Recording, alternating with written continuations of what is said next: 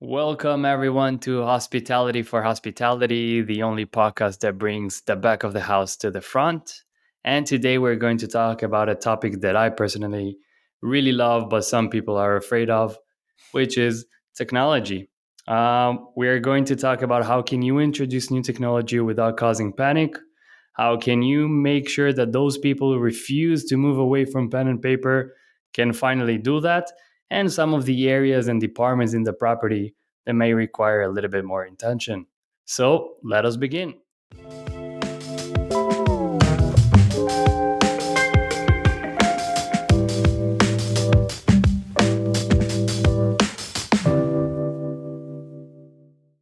So, with me to solve this challenge of today, I have Ira Vouk. Ira is an hospitality tech consultant, author, founder, and a lecturer. She is amazing, and I think she will do a much better job introducing herself than me. So, Ira, the stage is yours. Thank you. Hi. It's really nice to be here. Very honored to participate in this discussion. Also, my favorite topic. So that we share that definitely. I'm excited. Um, Many of the listeners are probably already familiar with me and maybe already follow me on LinkedIn, but just a few words about me for those who haven't met me before. I've been very active in the industry, kind of from different angles. I would say I identify as a tech innovator and educator mainly. I've done many things, but I think those are the two things that I'm mostly passionate about. I co-founded my own revenue management system, hospitality technology company, and I've published a few books in the industry, and I do a lot of consulting, and that all of that mainly in the area of the hospitality technology. I teach at San Diego State, also hospitality technology, surprise. And I do a lot of guest speaking kind of engagements at different universities, but also hospitality conferences on stage and workshops and training and webinars, and publish a lot of educational content outside of the books, including an online learning course also on hospitality technology. So happy to be here and very excited about our discussion. Well, isn't she the perfect guest to have to solve all it comes to technology? I'm super, super honored to have It you on takes a my little bit show. more than that to solve all the problems, and probably Yeah. 50 Me- years and not just me. But yeah, thank you for that. we will start with that. That's incredible journey, and I'm very honored to have you on my show. So let's jump into the challenge right away, and I'll ask you, why do you think the hospitality industry is so slow in adopting technology? That's a $1 billion question, multi-billion-dollar question, actually. Um, a little plug here. Those of you who have not read my book, Hospitality 2.0, I highly recommend it. Actually, I hear it's a good read. But the reason why I'm mentioning it because this is where how my book starts. Actually, the first chapter is about the reasons why our industry in this situation right now, and it's getting better. But there are multiple reasons why the technology adoption rates in our industry are, still very low, and we are far behind our other different industries, retail, fintech, and whatnot, when it comes to digitization. So the one of the main ones, I would say, there are multiple. It's not very straightforward, but it's a conservative industry, and so the mindset of the hospitality operator, that's what's been holding us back. And it's an old industry, and it's very traditional. So the traditional mindset has always been high touch, and high tech don't work together, which is, absolutely the opposite. It's incorrect. And, I have my own opinion on that, which a whole separate discussion. But um, the conservative mindset that prevails, that reason number one. Reason number two is also very important and often underestimated, is the complexity of our industry, which results in the complexity of the hospitality technology ecosystem on the other side. Another blog here, I recently developed a diagram that simplifies it. And it has gone viral, and you may have seen it on my LinkedIn profile or on my website. But this diagram kind of takes the complexity of the ecosystem of the technology landscape and puts it all together in a very neat map that is very, very easy to read and understand. But that simplicity didn't exist for 40 years of the evolution of technology in our industry. So the situation is that the tech space in the industry is perceived as very, very complex. And this scares a lot of people. This scares operators. They're not, not very sophisticated, not technology, fluent, and they're conservative. And there is this barrier to adopt technology because it's confusing. But it's really not rocket science. And technology, modern technology, has become so much easier to use, easy to adopt, intuitive. We use tech every day. We install an app on our phone. We install Facebook and Netflix app. It's easy. We do it ourselves. We don't need training. So this is how it's becoming kind of in our industry as well. And barrier number 3 is investment decisions. It's money. It used to be very expensive to adopt technology because of the legacy technology solutions that were premise-based solution, and you would have to buy a license to acquire this software and install it, and it would be expensive. It would be normally part of capital expense, not operating expense, and it was a lot. And a lot of operators just refused to invest because it wasn't their priority. But again, that is changing too, because with the evolution of technology and cloud computing, we moved from premise-based to cloud SaaS model, which is turned the investment decisions from capex to operating. So instead of tens of hundreds of thousands of dollars, it's minimal monthly fee to sign up for tech. And in many cases, there's no installation fees, no implementation fees that these newer companies, they just don't charge those anymore. So it has become much easier to adopt tech. But again, because of the traditional mentality, conservatism of the industry, many operators are just not aware of all these things that are happening. So one of the things, part of the reason why I've been very active in spreading the knowledge is because I want the operators and owners of hotels to know that we are in a whole new world. Hence the Hospitality 2.0, the name of my book and my consulting business, is that we're in a very different world where technology is a friend. And it's inexpensive, it's easy, it helps you, it makes you more efficient, more profitable, it makes your guests happier, and it doesn't contradict the high touch. So I would say those are the main reasons. There's more, but those are the main ones that I would highlight. Yeah, I totally agree. I think that sometimes, as you mentioned, it's very hard to embrace. I know that we had some of our customers. I knew for a fact that if I will help you do, let's say, instead of using a scanner, you can use our mobile app to just take a picture of that invoice and have it somewhere in the platform that's much easier for you. And they just refuse to do that. And we'll talk a little bit about that. How can you make sure that those people will refuse to embrace new technology? Because at the end of the day, you have the customer and you have the user, and you need everyone to be part of it. And I also really agree about the SaaS component. I Yeah. see old school software out there that are charging tens of thousands of dollars per month or per year just for simple basic functionalities, and then the decision to embrace those technologies takes so long. And sometimes even with Reeco, when we bring our sets of solutions and we say the price, they just don't believe it. It Yeah. seems like it's too cheap for what we offer. But this is the new world of SaaS. You're not here to charge a lot of money. You're just here to improve the operation. And I think that hoteliers that are listening to it should be a little bit more open when it comes to budget and ROI with the new SaaS Absolutely. model. Absolutely. Now, based from your experience and seeing so many properties and helping them embracing technology and introducing new software, where do you see are still the main areas of inefficiencies when it comes to departments or back of the house, front of the house, whatever you feel more familiar with? That's a tough Where to one. begin? Everywhere. Yeah, everywhere. I don't think there's any specific. Again, if you look at my diagram, there are 5 different departments that we traditionally break our technology components into.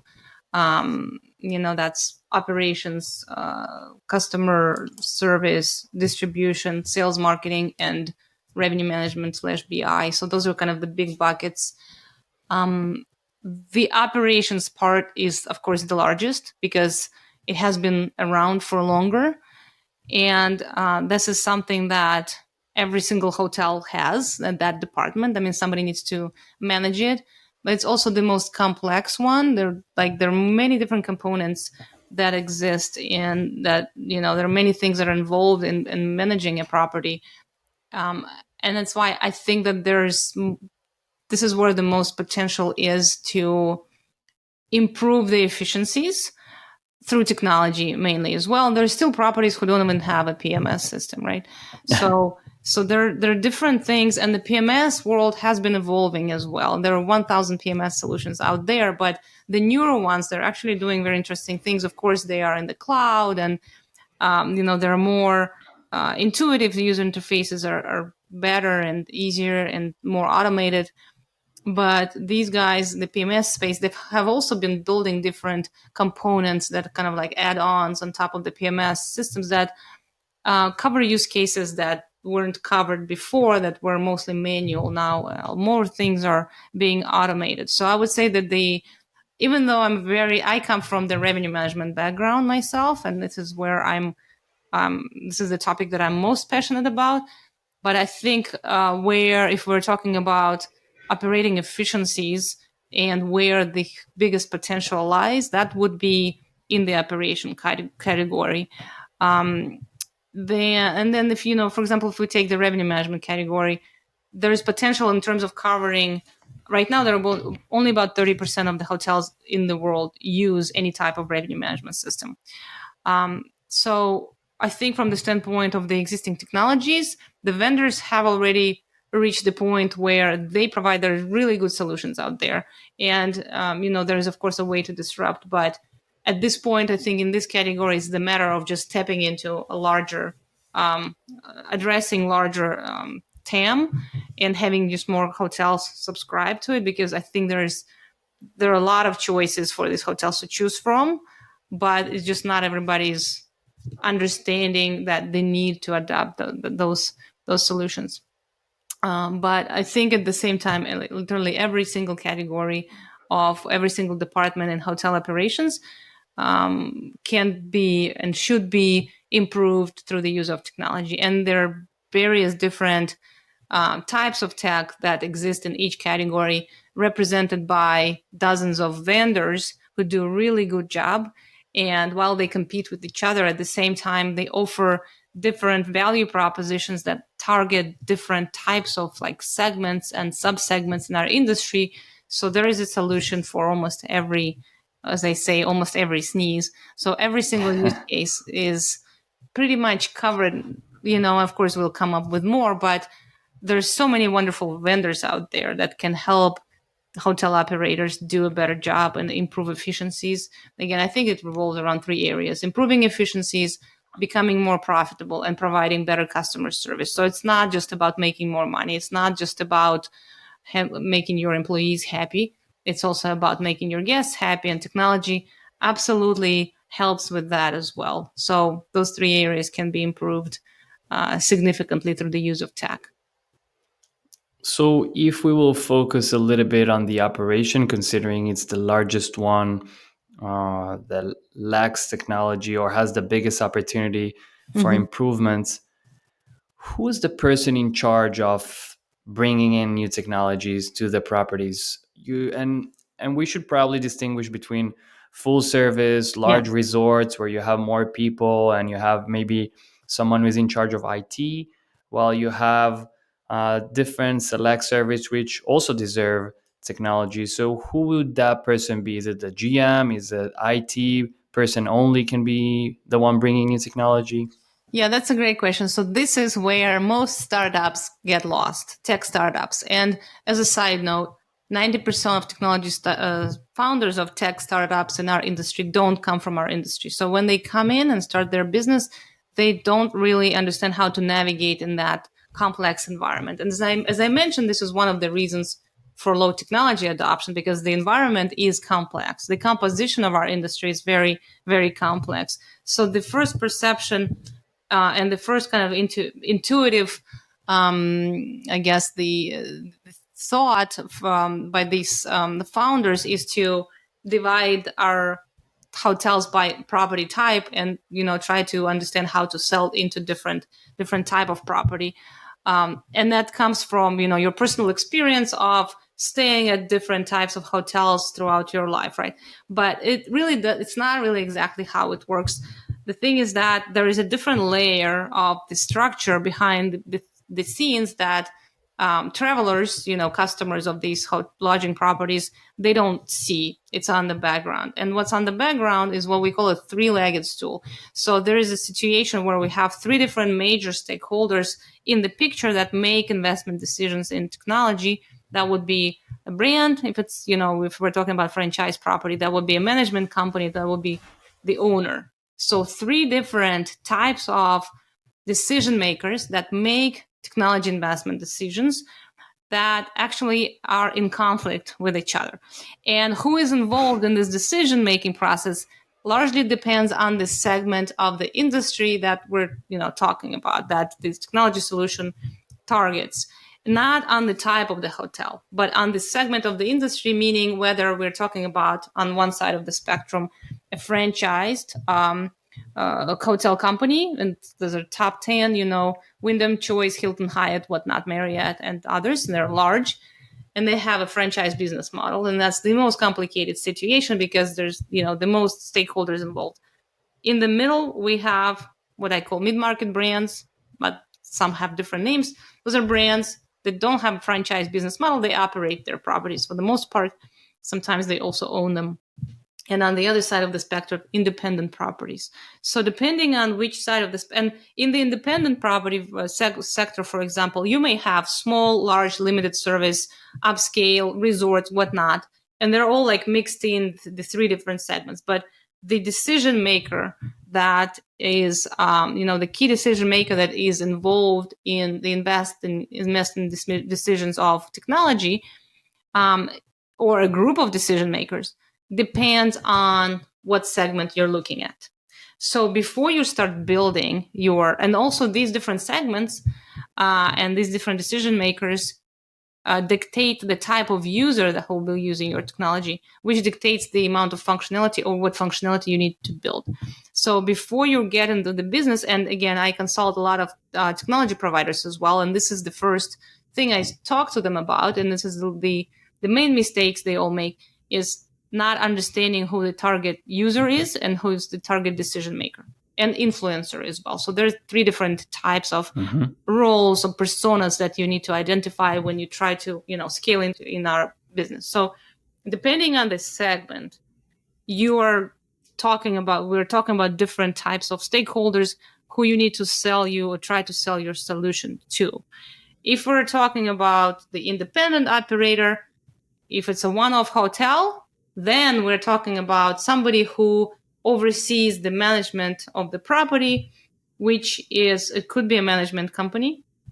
It could be the owner managing the hotel if it's a small property. So those are the two stakeholders that are involved. And again, they might be in conflict with each other. So you need to identify, okay, who is managing this property, who owns this property, because you will need to convince both of them. If we're talking about the mid-market brand, this is my favorite segment because there is normally one decision maker and they're normally not in conflict. So this is a group of people that owns and operates a portfolio of properties, and they are normally they're pretty sophisticated in their decision-making process in understanding the need to use technology, and they have access to funds. Like they have more money than independent, and they make decisions, they sign it, they roll it out to their entire portfolio. It's relatively easy once you get through the door. On the franchise side, now we have three stakeholders that again contradict each other. So you need to convince all of them, which is very difficult. So again, there's unfortunately no simple way to answer your question. It all depends on target segment, and it depends on which segment you want to address with your technology solution. Yeah, I think you shared a lot of great tips here, and I can talk from my personal experience where we have solutions for inventory and purchasing, and we were trying to reach out to chefs, which obviously are our users, but not necessarily the decision Yeah. maker for the new technology. And sometimes you will go to a GM and he doesn't even know how the purchasing work because it comes from a different path in the organization. And I think it also comes to the question of why do you think this industry is is slower in adapting technology? And I think one of the reasons is you need to, as a vendor, for example, you need to find the right decision maker, and those Absolutely. processes can take a lot of time. And I really think that this is also a good tip for vendors out there who are trying to market their technology.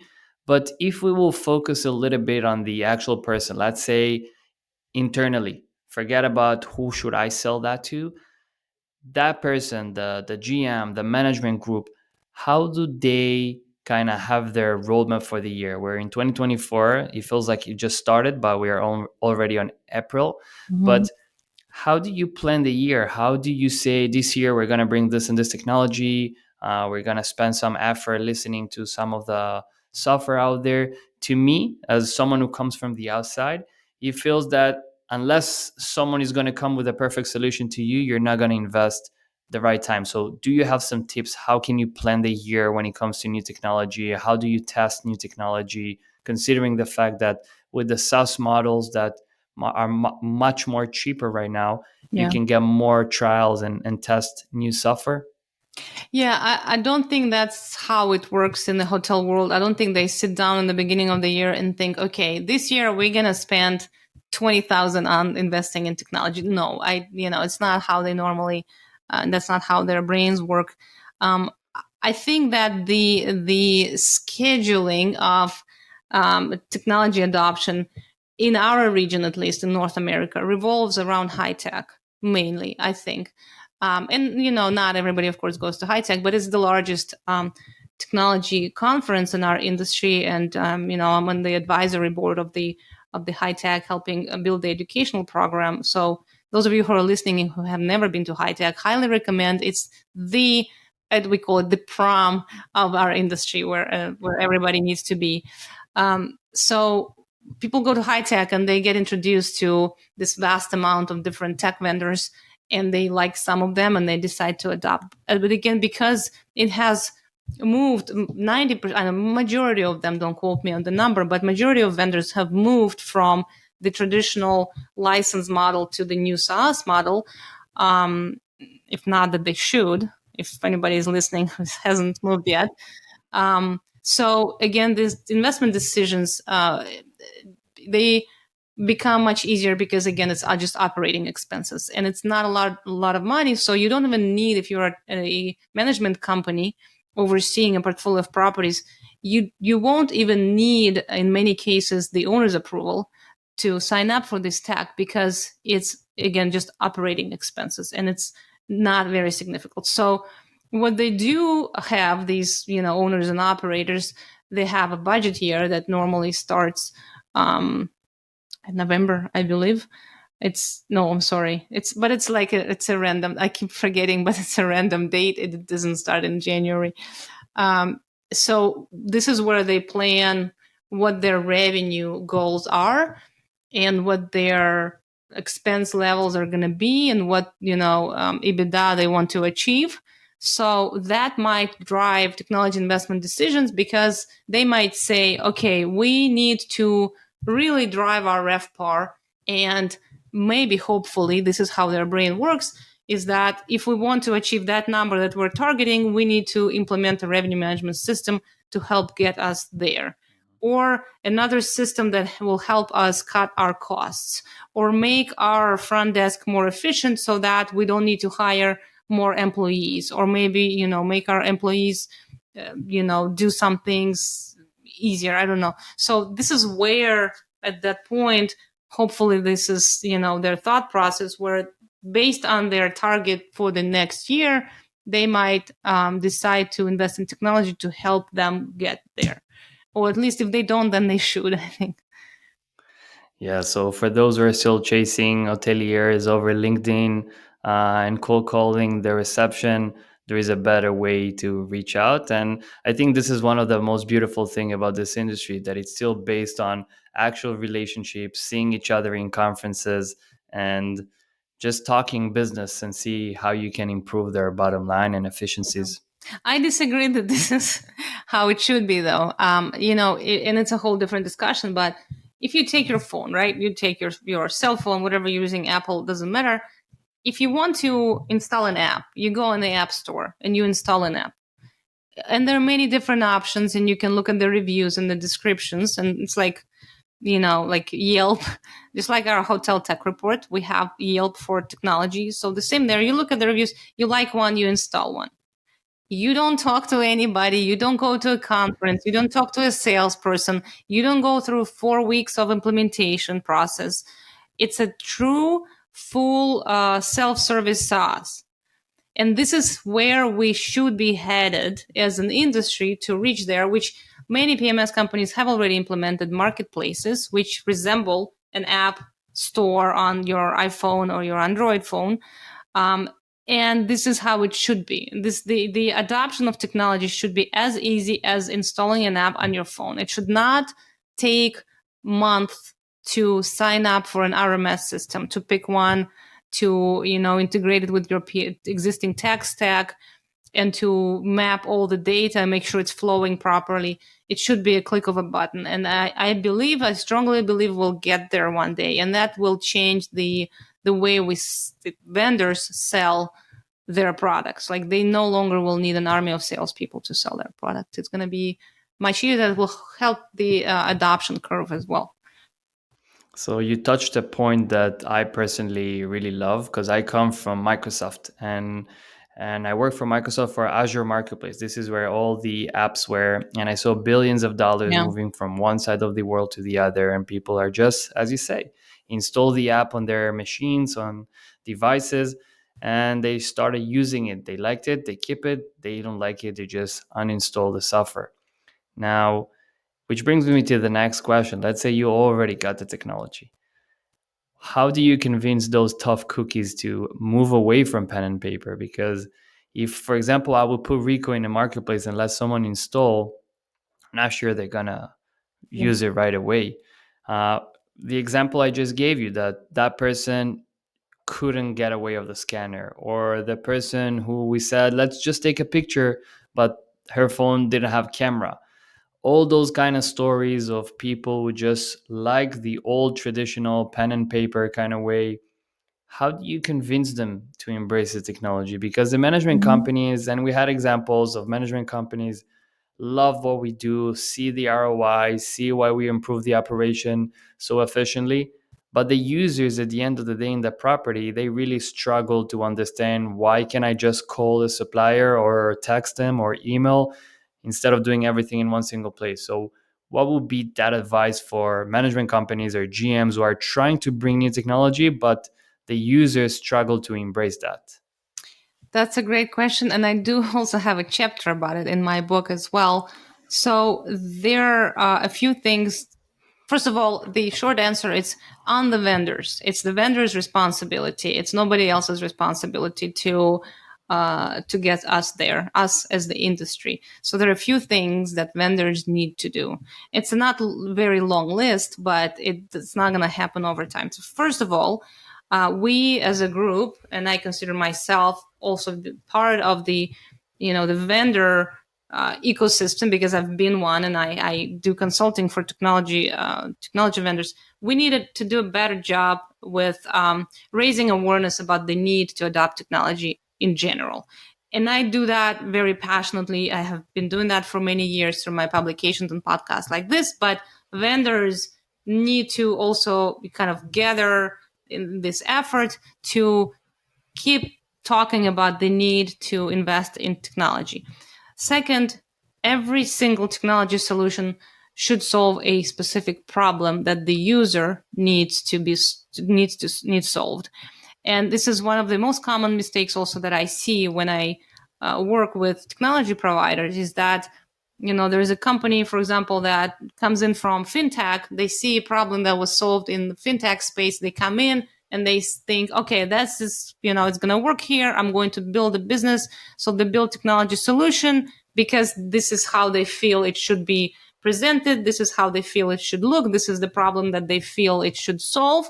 without even talking to potential users at all, without understanding the market, without understanding what the market needs solved. And they end up with a solution that nobody wants to use because they didn't consider the workflows, they didn't consider, what the users will be doing, how to incorporate this solution, like whether the users even need this problem to be solved. Is it even a problem? So number two is it needs to solve a problem. Very simple. Like it's not a rocket science. Just talk to your users, ask them what their problems are. Three, it has to be very intuitive and easy to adopt. And this is where the art, not the science, but the art kind of part comes into play. Is it has to be like there's the product manager behind the technology solution needs to be a very creative person, needs to understand the end user. So you can't just pick a random product manager from another industry. It has to be someone who understands the user, or somebody who is talented and wise enough to talk to these users to understand clearly how they operate, what their workflows are in that specific segment. Again, if you are targeting independents, don't talk to branded, mid-market brands. Talk to that specific type of the user persona that you've identified. So the UI needs to be intuitive, and the solution needs to be seamlessly integrated. And I would say that's probably number four, seamlessly integrated into the existing workflows and the existing technology. So if it's a separate system that sits somewhere else that the user needs to click on to get to, then it already puts a barrier for the user to adopt this. If it's integrated within their existing tech stack and it's the same window ideally, or it's a pop-up that says, hey, don't forget, click here while you're already doing this, that's the ideal situation which doesn't require the user to, kind of break a barrier and go somewhere else and click extra buttons, which they don't like to do because they're already busy. Like they're very busy people. Every single hotel employee is a very busy person. So we need to help their life, make their lives easier, not more complicated. So those are, I would say, the four very important things that every vendor needs to do in order to succeed in our industry. I think you gave here some great tips for vendors, and at the end of the day, they are the engine of the industry. They're the one that will bring new technology and will make the hotelier's life much easier. I love it. I think that we can take and learn a lot from it. Before we say goodbye, just want to hear what's your planning for us in 2024. Where are we going to see you? You're definitely going to see me at High Tech. Those of you who are listening after High Tech, and if you missed, there's always a chance to come next year. I've been to, I think, 20 High Techs or 18. Wow. I have not missed a single one in 20 years. So I'm going to moderate a discussion on adoption of AI in our industry, or use cases of AI adoption in our industry. And then I'm doing a workshop on ChatGPT and other AI tools also from the stage. So if you're attending, please come to my session. I promise it's going to be very, very interesting, educational, and entertaining. I'm also working on publishing a new book. It will be titled Hotel Tech 101, How Everything Works Together and Does It. So that's the title, because we know that there are many different issues with the integrations and how different elements work with each other. So that book should be published hopefully by the end of the year. So you will see it definitely. And then obviously on LinkedIn, I'm very active. If you're not connected with me yet, please do so. I'll be happy to connect and answer any questions. And I constantly post interesting educational content. So it's, definitely a good source for information. And my new article is coming out in HFTP magazine in probably a month or so. I think right around High Tech, also on the applications of AI in our industry. So, and it's based on the most thorough research in the industry around different use cases of AI adoption. I think that's going to be a really good piece of information for those hotel operators who kind of are lost in the AI space and they want to understand how to incorporate that into their backend and front end operation flows. That's and my website, iravouk.com. This is where you can see me 24/7 if you'd like to.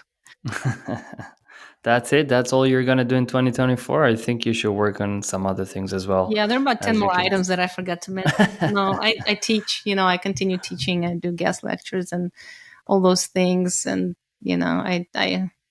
I'm very active, but I also like enjoying life as well. And I do things that I enjoy, and I'm very lucky. I said before, when I grow up, I want to be Ira. That's for sure. Nice. Yeah, thank you. Beautiful. I think you gave us so many great tips, and 100% we're gonna have you in one more episode, just talking about some Pleasure. other technologies and AI, and how can you even bring more advanced technologies into your properties with some real examples. I really enjoyed my time with you, Ira. Thank you so much, and we wish you good luck for 2024. And we're expecting to see the new book. So whenever you have that ready, we're gonna put it in the link so everyone can get it here. Sounds good. Thank you so much. And it was a pleasure. And yes, hope to meet again for another fruitful discussion. Thank you so much for Thank you having so me. much.